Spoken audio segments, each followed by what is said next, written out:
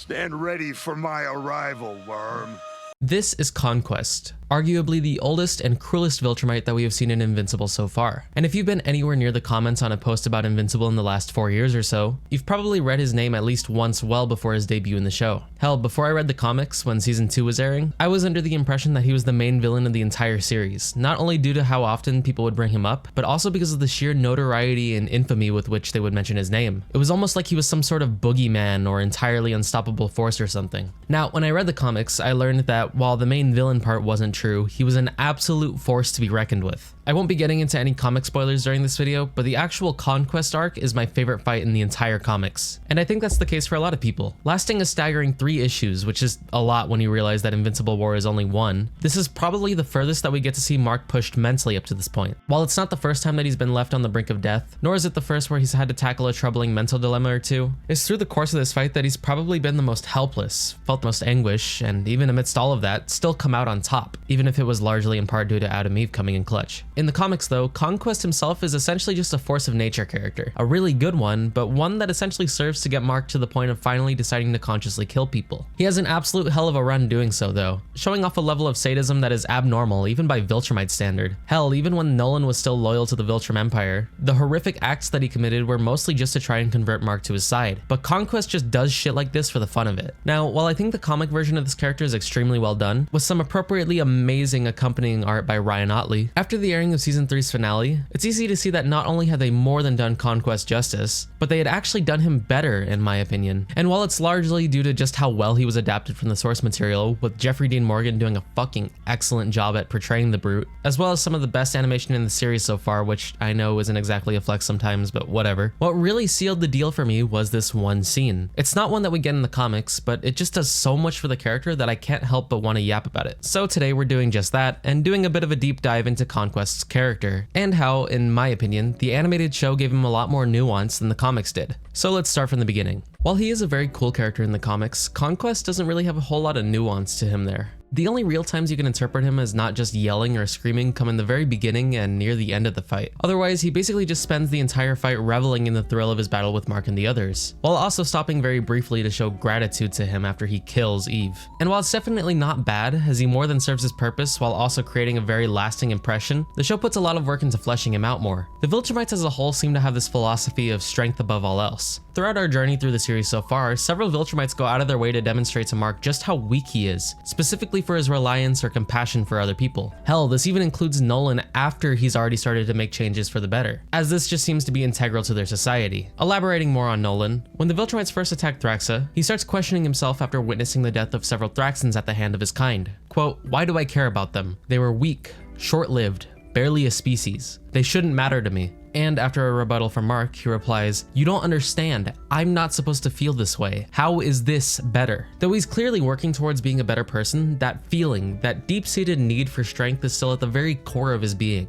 And it's seemingly at the core of Viltrumite society as a whole, as every other Viltrumite who has made an appearance thus far, and who will make an appearance going forward, makes a reference to this need for strength at least once. And Conquest is the epitome of this, not only taking great pride in his own strength, to the point of seeking out the strength of others so that he gets to experience it as well, but also to the point that he does so out of his own pleasure. While he's not exactly disloyal to the Viltrum Empire, he goes out of his way to state that he honestly couldn't care less if Viltrum actually takes Earth like they want to. He's just here for a good time. If you were to compare the context within which Nolan and Conquest exist in the story, you'll notice just a couple of differences. But the most interesting one to me is that while Nolan is very obviously respected within Viltrumite society, Conquest is feared by everyone around him, including his allies. When Nolan or another high-ranking Viltrumite of similar status is sent to a planet, they're sent there for the purpose of preparing the planet for a takeover, as they are capable of at least attempting to blend into society to gain intel. When Conquest is sent to a planet, it's primarily just to fuck shit up, basically more or less as a statement and because you want results. It's the difference between sending a diplomat who is carrying a weapon versus sending a fucking thermonuclear bomb that revels in just being a bomb. Conquest shows a bit of this in the comics, but it's to an even greater degree in the show, as he basically lets his opponents get a couple of good hits in just to see how much they're capable of, sort of as a tasting, or as he refers to it,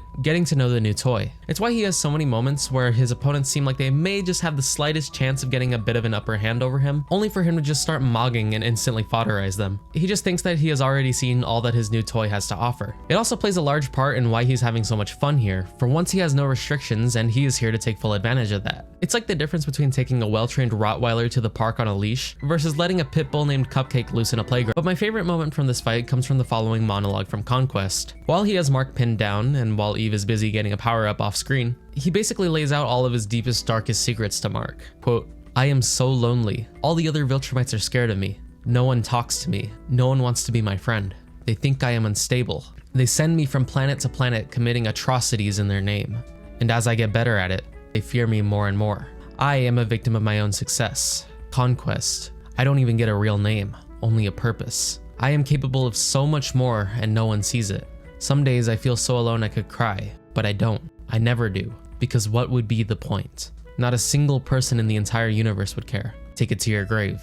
Okay, so there's a lot to unpack here, so let's take it step by step. First off, at a surface level, telling your nemesis your deepest, darkest secrets simply because you know he won't live to tell the tale? Holy fucking aura, that's awesome. I can't state enough just how cool of a moment this is. But it also reveals a lot of baggage that Conquest has, and seemingly implies an incredibly tragic backstory about Viltrum's cruelest soldier. Now, before we delve deeper, I just want to clarify ahead of time that no, this isn't going to turn into some speech about how Conquest is secretly redeemable, or that the implied terrible past he went through justifies his actions at all. Like, let's be so dead ass for a second. But it's just interesting to think about how much this minute-and-a-half sequence does for the character. So, as we stated before, Viltrum is a society that prides itself and its citizens on their strength, and how they are able to use said strength to get what they want, while also shaming what they perceive as weakness in the form of individuality in interpersonal relationships. And Conquest is seemingly the embodiment of just that, as his existence on missions is purely just to shed as much blood as possible, and as he gets better and better at it, he gets sent on more and more missions. Simultaneously though, things like friendships and close connections with one another are highly frowned upon on Viltrum, with Conquest himself pointing out the multiple instances during his fight where Mark should have simply sacrificed his friends for the field advantage rather than putting himself at risk by caring for them,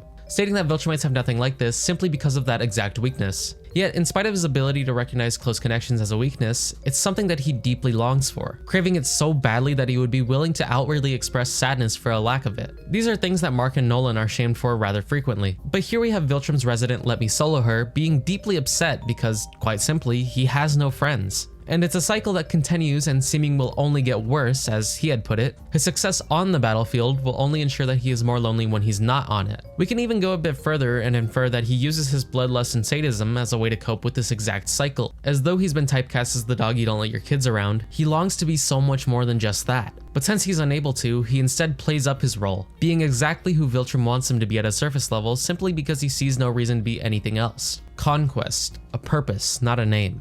There's this incredibly sad implication that, one way or another, Viltrum either simply forgot his name amidst its chaotic history, or he was given the title at birth and simply expected to live up to it for his entire existence. Personally, I prefer the former as what happened in my head, but I could see it either way. Now again, Conquest absolutely isn't redeemable or anything like that, but it's interesting to note that he is basically everything that's wrong with Viltrumite society as a whole. He's entirely dedicated to strength at the cost of everything else, to the point that he's not even doing this purely out of loyalty to Viltrum anymore, but rather to live up to the perception of him that exists on Viltrum, as it's all that he really has left. He is the product of a society that was always doomed to make a conquest. One that, should he ever reveal his longingness for companionship to, would likely shun him in response. I think it's incredibly telling that the one he tells this to is Mark, a man who he believes he is simply going to just kill in the coming seconds. Rather than risk having to deal with the consequences of feeling normal emotions after expressing them, he simply decides to kill two birds with one stone, getting things off of his chest to a man who will simply not be alive to tell the tale. It might not be the most complex thing in the world, but it's just crazy to me how much nuance this one scene added to a character that was already so cool. It's also in large part what makes him such a good foil to Mark in my opinion. Seeing as Conquest is an embodiment of Viltrumite society as a whole in my opinion, flaws and all, Mark's journey and triumph over Conquest is very satisfying. Mark is a man who, let's just be for real for a second, started his journey as ridiculously weak, but throughout the course of finding the right people to be open with and leaning on his friends and family for support,